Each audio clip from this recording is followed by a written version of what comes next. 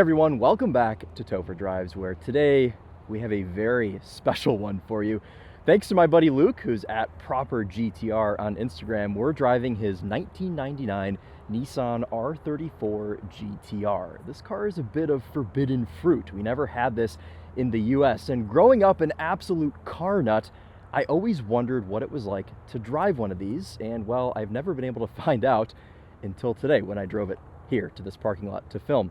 But these only just became legal last year in the United States, 1999 being the first model year as this one is. And with the 25-year rule, it was nearly impossible to import one of these until 2024. But Luke has just gotten this car in a couple of months ago. I actually was with him when it came off the truck. It was quite the experience. And man, oh man, is this a cream puff. He's the third owner of this car. It's only done 18,000 miles. And when he got it, it was completely bone stock. He's done a couple of things that I very much approve of, an HKS cold air intake and some kind of exhaust. I forget the brand of it. We'll check once we get back around to the back. But visually, it's completely bone stock, which is rare to see for an R34 GTR. This one obviously finished in white. I mean, this car is jewelry. It's absolutely beautiful. And today, we're going to see what it's like to daily drive. I admittedly haven't really driven a ton of right-hand drive cars. I've really only driven my buddy Sean's Nissan Figaro, which is kind of the other end of the spectrum of Nissans that you import from Japan. But this is the king. This is Godzilla. And man, is this thing iconic. Everyone remembers the opening scene in Too Fast, Too Furious when Brian O'Connor rolls out of bed, gets into his silver R34 GTR, and goes and wins the street race. Alternatively, you may think this car is iconic from games like Gran Turismo. This car had such a presence in the US for never being available here, and the fact that I get to experience this car today is a real treat. So thank you, Luke. Go follow him on Instagram if you haven't already from the first time I put that up, and follow his journey with this car, because I think he's going to be doing some more things to it, and I mean, overall just documenting his ownership.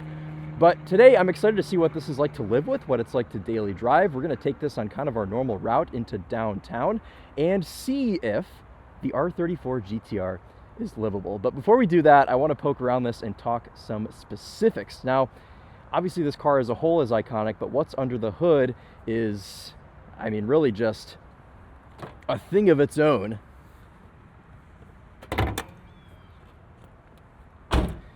This is the RB26 DETT, the 2.6 liter twin turbocharged inline six, which was rated from the factory at 276 horsepower and around 290 pound-feet of torque. But those numbers don't matter because they aren't real.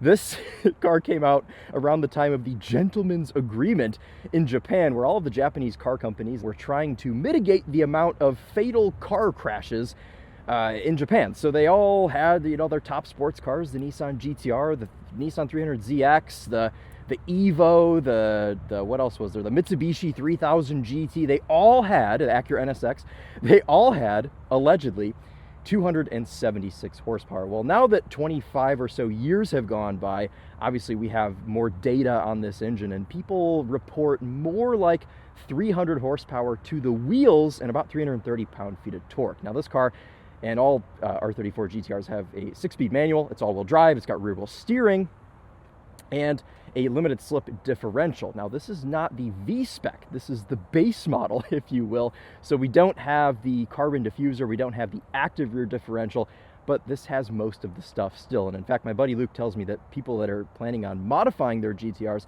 actually prefer the base model because it's less likely to explode.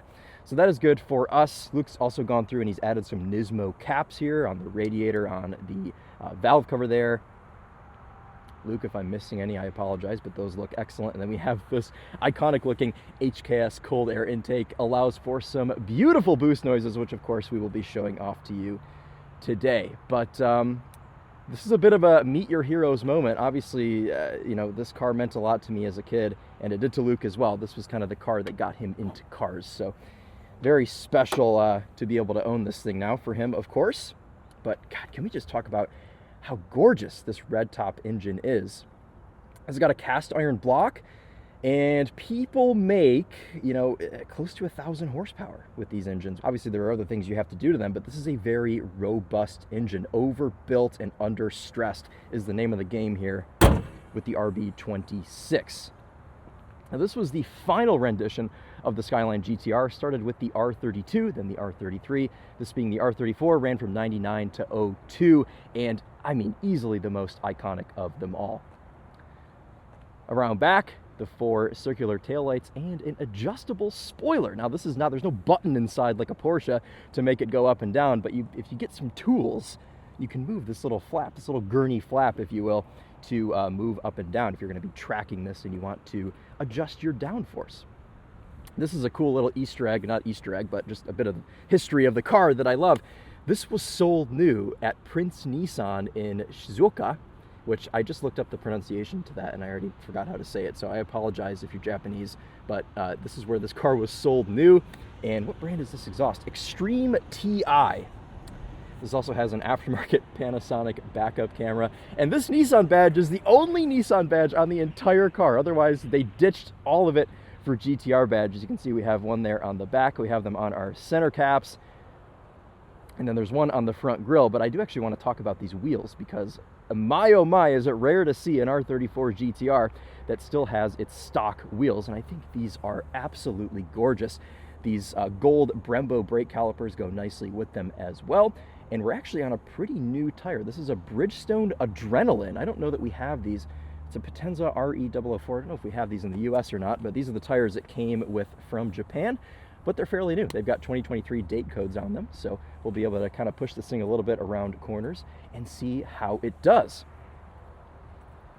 As far as living with this, I mean, it's a 2+2 configuration. It's got a back seat and a pretty decent trunk as well. Trunk shocks to make up for that massive rear spoiler. It's quite heavy, and I'm gonna say it, I think you could actually play golf with this car. It's a pretty big trunk. It's not very deep, but it's quite wide, and the opening is sufficient for large things like golf clubs. And this reminds me also, this has, let's shut this as gently as we can, this has a rear wiper. Now, this is not something that we really saw in the US on anything other than an SUV, but a lot of sports cars in Japan, and I guess Porsches, had rear wipers. This, again, one of those cars that I just want to walk around and stare at, but I know all of you guys came here to see what this is like to drive, and I think this car is just about perfectly modified to show off what a stock R34 GTR is like to live with, but also to hear the potential sounds of this car when it's at its full potential. The exhaust, the intake, it all comes together really well. I'm really excited to get behind the wheel and show you guys what this is like. So why don't we do that now and jump into what feels like the passenger seat still to me, but GTRs were only available in right-hand drive because this car was mainly sold in Japan. They sold them in a couple other right-hand drive markets, New Zealand, the UK, some other places, but Japan was where these were most prominent. Also, let's take a moment to admire this key. Absolutely gorgeous. Back when manufacturers actually cared about things we touched and inserting things into other things and buttons. And also, Luke's informed me that this has self-closing doors like a Maybach. Something's just worn out in here, the door stop or whatever needs to be switched out, but that's okay. This is a 26-year-old car at this point, so not everything is going to be perfect. But let's stick the key in and fire this thing up and go for a drive.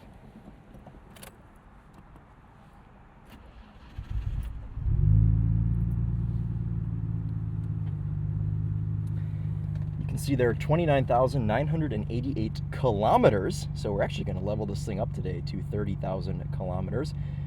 8,000 RPM redline, which is just ludicrous. It sounds insane up at 8, but I think the funniest thing about this is that the speedo tops out at 180 kilometers per hour, which is like 110 miles?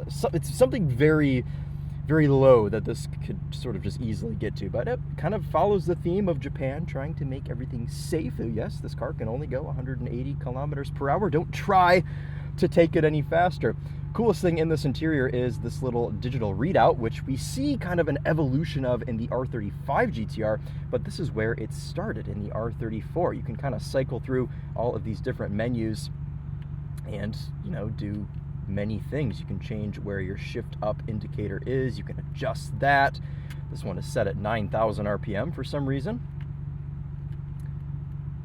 And then you also have these adjustable gauges. I think we'll leave it on this because it shows our turbo boost. But the funniest thing is this little TV button here, which in 1999 would have actually broadcasted Japanese television to this screen at speeds under 5 kilometers an hour. So there you go. I guess some people in the US also wire this up to work here, but I just think that that is such a funny little quirk, as Doug DeMuro would say, I suppose. We have an aftermarket radio that was installed at the Nissan dealer in Japan, allegedly, as I am told. Got a little ashtray here. Of course, this car has never been smoked in. I love this aluminum trim. Very nice look here. Little center console there.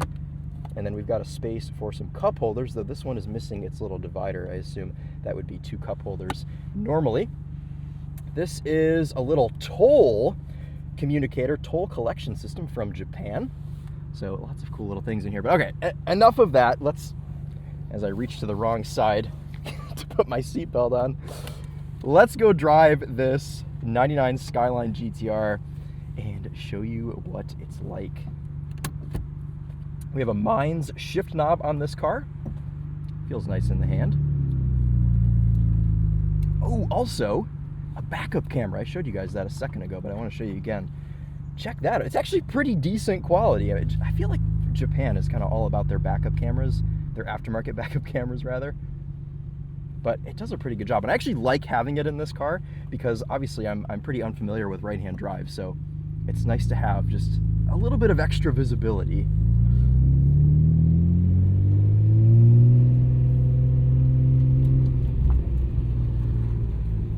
The only other thing that's weird in a right-hand drive car is the turn signal, because it's on the wrong side of the wheel. So you have to get used to that, but once you do, your body just kind of adapts.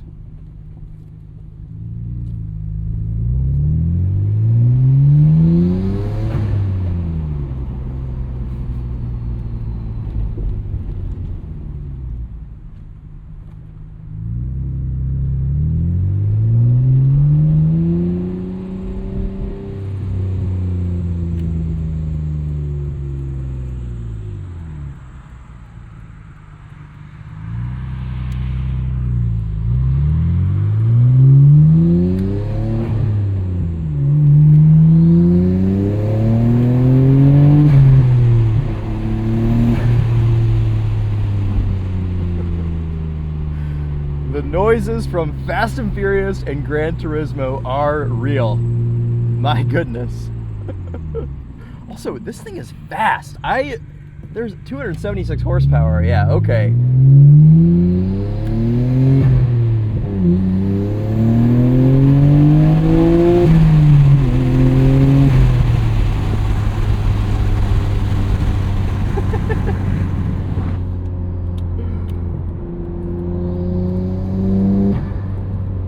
Hear that intake a little bit better with the windows up.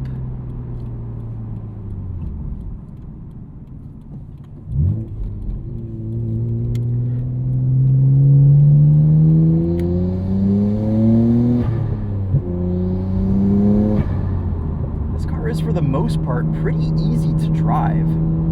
I got into this and after a couple of minutes I felt pretty dialed in. But cars from this era were just a little bit easier to get a hang of. I mean,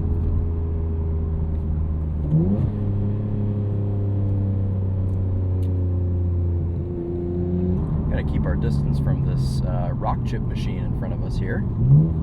Also gonna figure out how to turn the climate control on because I am roasting.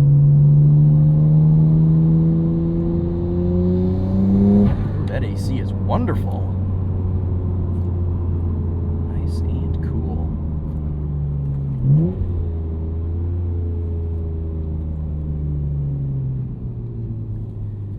And we're going to try this section again because I was just stuck behind a RAV4 the whole time. So let's actually try and open this thing up a little bit now.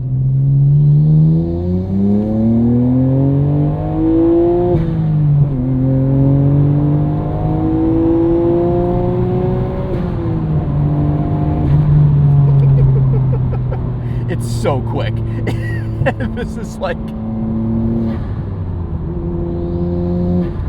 this thing feels like it has 500 horsepower. Seriously, no exaggeration. And the steering is very quick with the rear wheel steer. Brakes feel fantastic.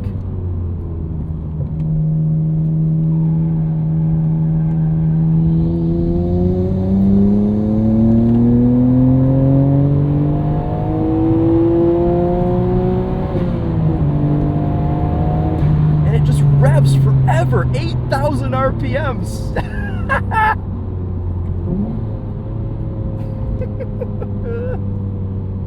What a machine, what a thing. It's crazy. I was expecting this to have like loads of turbo lag, and it kind of does if you're really low down, but you saw coming out of the corner there, in third gear, it had all the power that I could have asked for.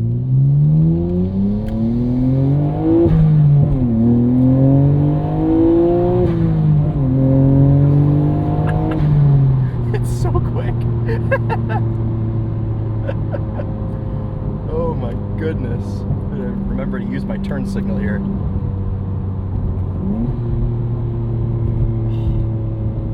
We're gonna leave it in third again. Come into here.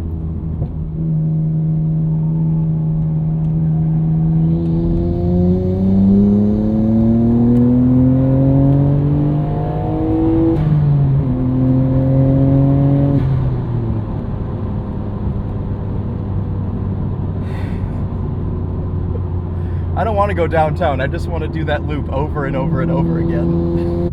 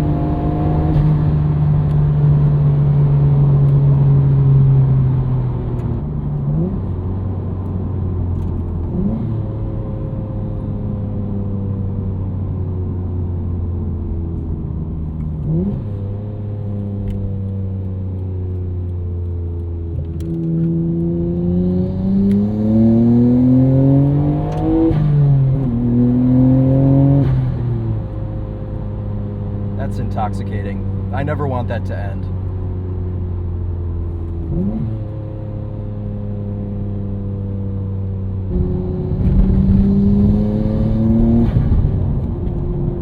Yeah, let's test out ride quality. That is a part of livability, of course, and this is a good road to test it on.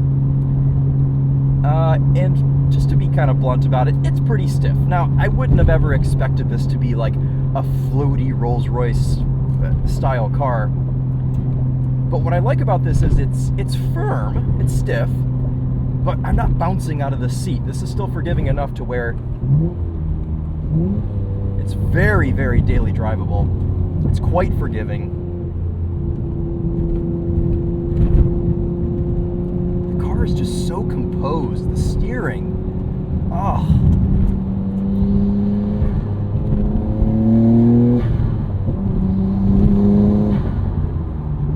steering weight is just perfect. I love everything about this car. I mean, sure, you've got some cheap-looking late 90s Nissan plastics in here, but that's what this car is about. This is just based off of a regular Skyline, which was just like Japan's Ford Contour at the time. Like, this was not a special car in base form, but what's so cool about cars like this is they take a regular car and they make it special.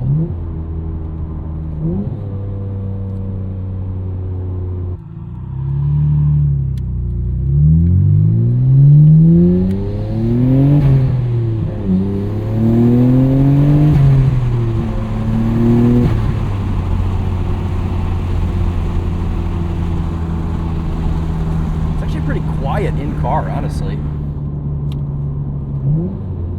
You'd expect something like this to just be like horribly loud. There we go.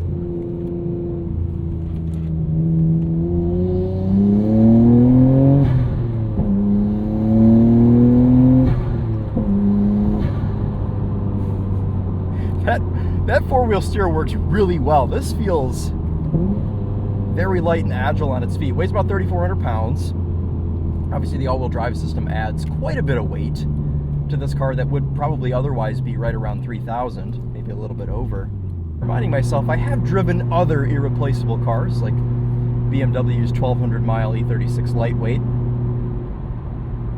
That's the only thing about daily driving one of these that I would be a bit unsettled with, is the lack of respect from other people. And people that know this car obviously adore it, and that is, I feel like, most people, because as iconic as this car was in the US, even though it wasn't here, as I said earlier, it runs pretty deep. But you've always got that one person that's just not looking, and special occasions.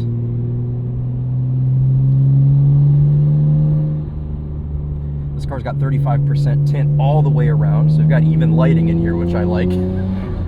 Something only I would think of.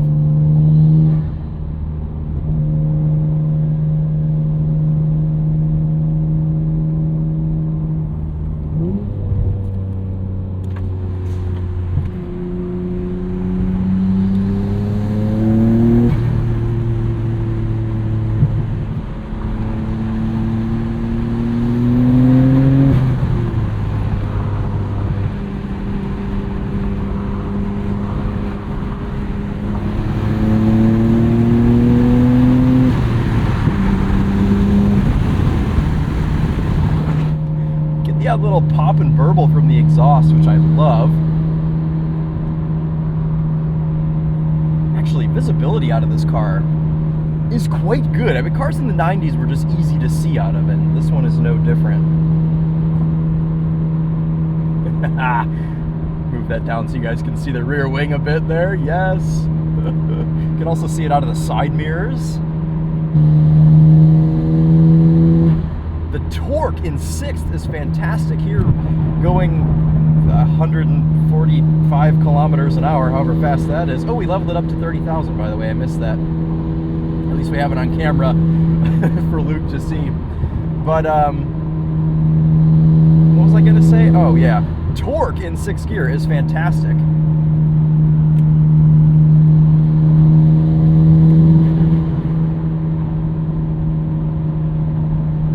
Just over 3,000 RPM here at highway speeds. I have no idea how fast I'm going, so we're just kind of keeping up with the pace of traffic today. Probably should have taken a crash course in kilometers before I drove this car, but you know what? We're just here for the experience today, and we are having a good one. Now, I'll give you guys a chance to observe our NVH here.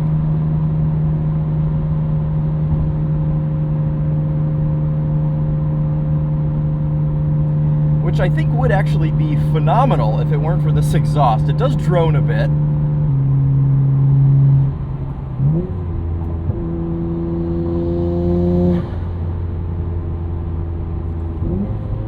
I just like spamming the controls and making cool sounds.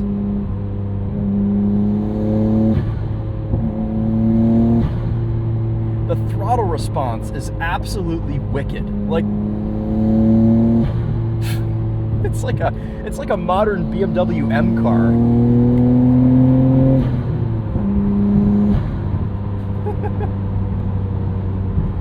Very snappy, very precise. Makes this very easy to drive.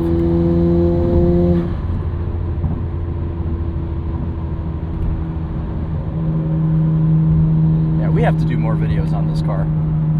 This will not, I hope this is not my one and only video on the car. It's actually nice, right-hand drive is nice for when you're turning right or when you're changing lanes to the right, because you can actually see quite well. Pretty much every other way it's worse, but you know, you win some, you lose some.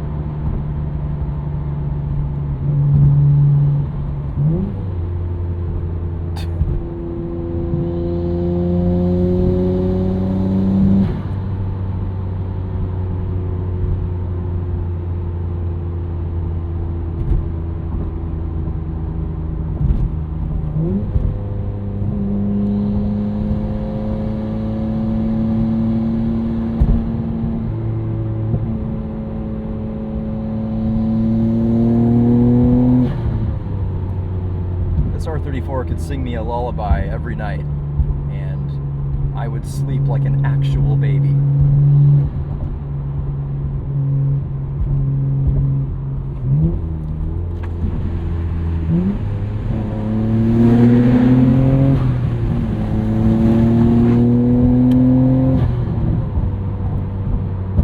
Induction noise from this car too. I actually find myself liking it better with the windows up.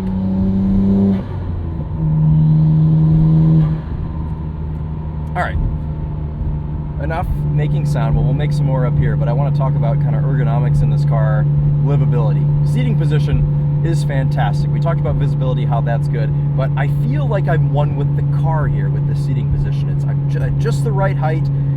With the hood, with the windows, with the mirrors, everything is quite nice. I love this steering wheel. It's beautiful to look at. It's the right size. It's the right thickness. I love the red stitching on it. The seats, which are unique to the GTR, by the way. I meant to mention that in the walk around, but I was too excited to get out on the road and drive. They hug you in quite a bit, and I'm 5'11", about 160 pounds. They're snug. This is a seat where I could see you getting tired of this quite quickly. I like the seat, but I think on a road trip, you'd get fatigued a bit. It's pretty hard.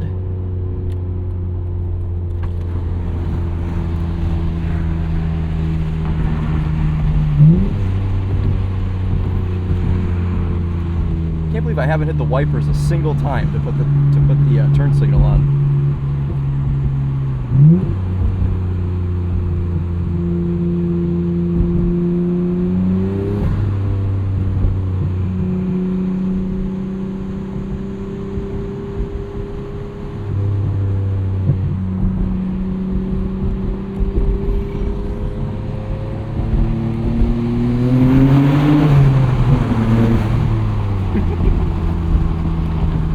I'm a 12-year-old, but it's fine.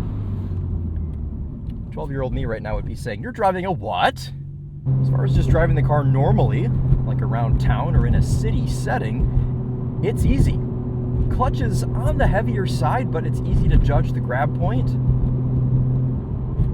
Shifter, I've had maybe 1 or 2 times where I haven't felt confident that I've been in gear, but otherwise, the shifter is fantastic.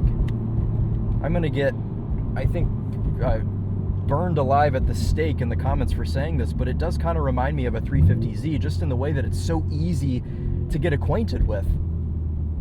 350Z was from this era of Nissan too, so I feel like that isn't too crazy to say.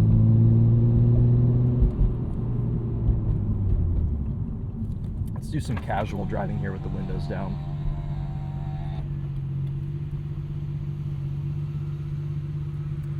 In a lot of ways, actually, this car reminds me of my Lexus IS300, the way that things feel in here, the way things smell. This era of Japanese cars, they all kind of were just built with the same materials. I love the way that this whole center stack here is angled towards the driver. Vent placement is fantastic. I mean, I told you guys how nice the AC is in this car, but I just miss this era of cars so much, where you could just get in it and know how to work everything. You think this car would be overrated, right? Like, it gets so much hype, kind of like the Mark IV Supra of the same era.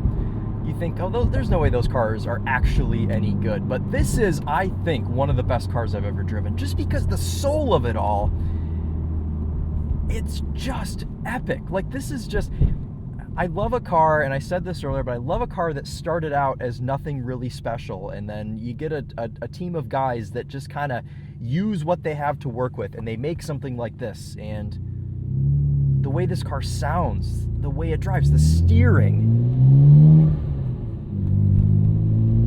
the chassis, it's just phenomenal. And this is just, I know there are a lot of cars from the 90s that kind of behave this way, but what a thing this is. And don't worry, we're not going to the parking structure because I wouldn't be able to actually get in. I'm on the wrong side of the car. So we're just gonna kind of do a little tour through downtown, drive this with the windows down. I'm curious if people actually look at this car these days, because obviously this was a famous car of my childhood. I was born a year before this car was made.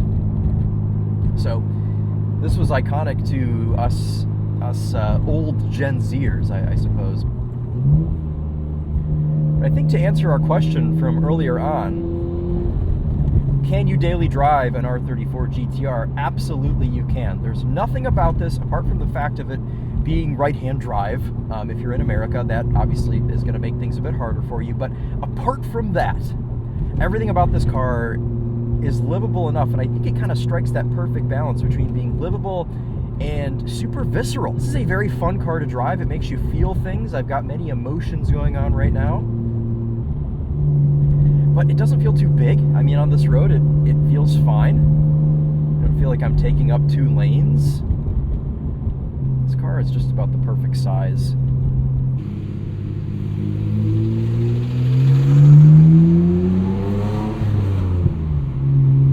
Oh, I want to get it in there so badly. Play the sound of my people.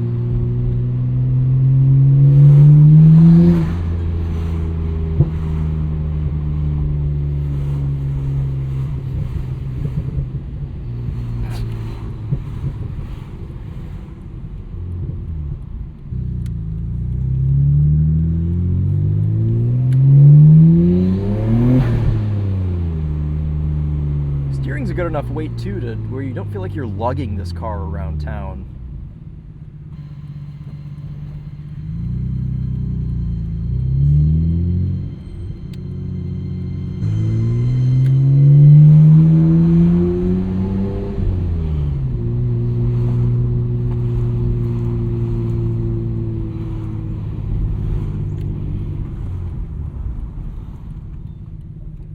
Alright guys, well that's just about going to wrap it up for us today in the 99 Nissan Skyline GTR. This is genuinely a car that I never thought I'd be able to feature on the channel, so for I think about the 4th time in this video, I want to thank my buddy Luke for tossing me the keys to this thing. Oh, and we're going to end this just over here, I think. Just in front of somebody's house. Because this is... here's another thing, okay? Parallel parking. Easy. With ease. I'm going to back this up slightly, though, because I don't want to be under a tree. But, alright. That's going to wrap this one up. That's cool. This was a lot of fun. This car actually ended up being a lot more fun than I thought, a lot easier to drive than I thought, a lot more livable than I thought, and sometimes it's okay to meet your heroes, because you drive a car like this and you realize that it is kind of all it's hyped up to be. Not necessarily in the sense of straight line speed, like you'd see it going 1,000 miles an hour with a 20-speed manual transmission in a Fast and Furious movie, but in the way that this car has a soul, the way that it makes you feel. And as I always say, it's not all about Nürburgring times, it's not all about going 0 to 60 in 3 seconds. A car like this should speak to you and make you feel good while you drive it. So let's show you the outside one more time. We're going to make sure that this door is nowhere near the curb. It's not. Getting in and out, ingress, egress with these seats, it's a little tough. I mean, they're pretty aggressively bolstered, but man, do they look the part. These are some very, very aggressive seats. All right, guys, well, I could talk about this car all day, so if you have any questions, please leave them in the comments, but that's going to wrap it up as I try not to get bit by mosquitoes. Thank you guys all so much for watching and supporting the channel, making it possible for me to drive cars like this on the regular. So that'll do it. Thank you guys again all so much, and we will see you in the next one. Take care.